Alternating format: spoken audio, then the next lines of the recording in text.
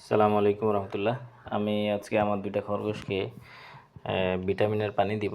আমার এখানে ব্যবহার করার মতো ভিটামিন হচ্ছে আমার যে বাচ্চাদের ভিটামিন বি ছিল, বি কমপ্লেক্স ছিল, জিঙ্ক ছিল। এটা অবশিষ্ট রয়ে গেছে, এটা আমি আমার খরগোশ খাওয়াই দিব খরগোশকে। এর জন্য আমি কিছু পরিমাণে ওষুধ ঢেলে নিচ্ছি ওষুধের কাপের মধ্যে, বেশি না। আপনারা 4-5 গ্রাম দিতে পারেন, 5 মিলি।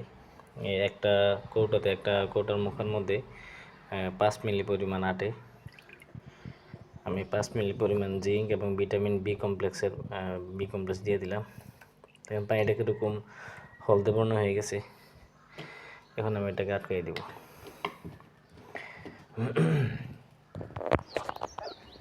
এখন নিয়ে যাচ্ছি এদেরকে খাওয়ানোর জন্য। মাশাআল্লাহ, দুইজন তো একসাথে হয়ে গেছে। আজকে দিয়ে রাখছিলাম দুই দিকে খাবার, আজকে একসাথে হয়ে গেছে।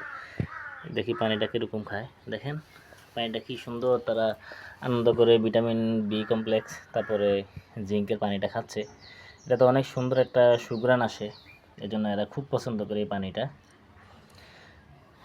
আপনারা চাইলেও বাচ্চাদের ব্যবহার অতিরিক্ত যে ভিটামিনগুলো আছে এগুলো আপনাদের পোষা পাখি এবং পশুকে খাওয়াই দিতে পারবেন।